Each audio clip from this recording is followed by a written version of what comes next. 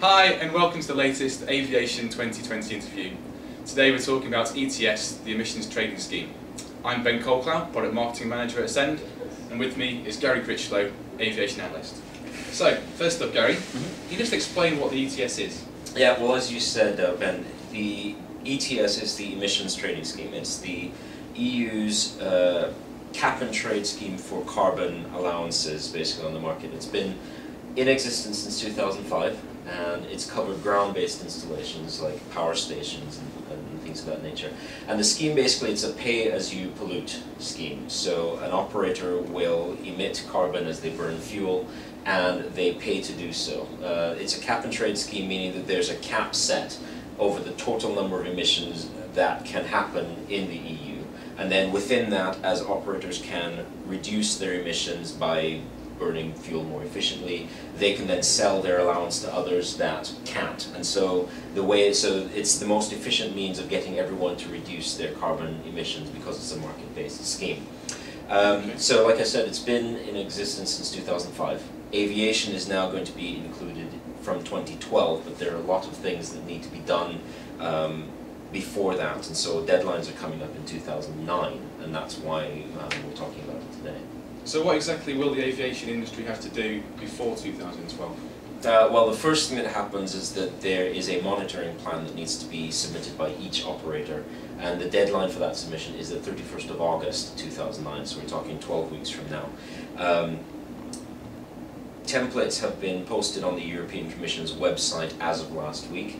We're looking at about 2,800 operators across the world who are going to be affected by this, because it affects all flights into, out of, and within the EU, with some very limited exceptions. So how will international flights or intercontinental flights be measured?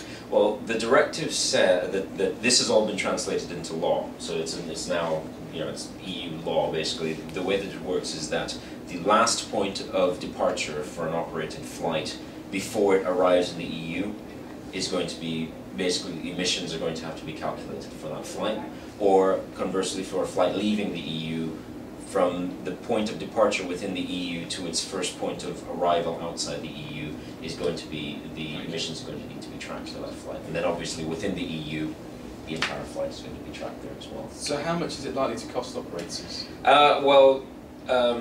Opinions vary, but we've done some analysis in partnership with Ecometrica where we've looked at different scenarios. So for example, a short-haul operator operating an A320, say on a route between, short-haul route about London-Barcelona 4 times a day, for example. If they're compliant with the scheme, it will cost them to operate that aircraft roughly about 150,000 euros. If we assume in 2012 we're looking at about a price of 40 euros a ton for carbon.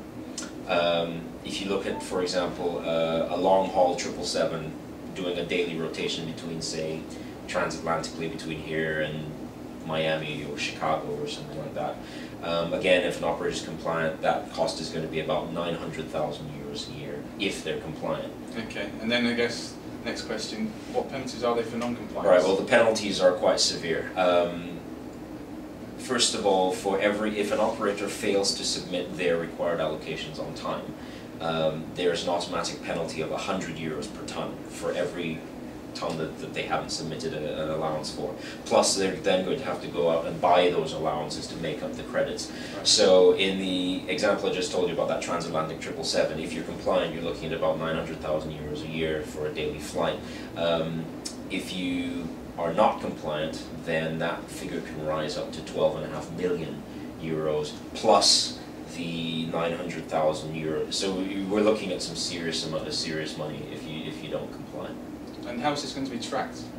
Well, each member state of the European Union has designated a competent authority, a regulatory authority that will be responsible for administering the scheme to a certain number of operators. So like I said, there are about 2,800 operators that we're going to be looking at. The UK, it's estimated somewhere about 700 to 800 operators will be administered by the UK.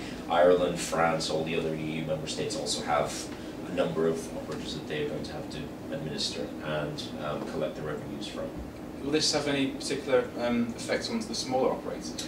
Well, yes. I mean, the thing is, of those 2,800 operators, the vast majority of them are small operators, because the scheme not only covers airlines, it covers cargo flights, it covers business operators, and not just in terms of fractional or commercial business operators, but also all corporate flights, corporate flight departments. All of these entities are going to have to submit these plans and track their emissions. For small operators under certain thresholds, there are simplified mechanisms that are being put into place, but at the same time, they are not going to escape the inclusion into the ETS. Okay, great.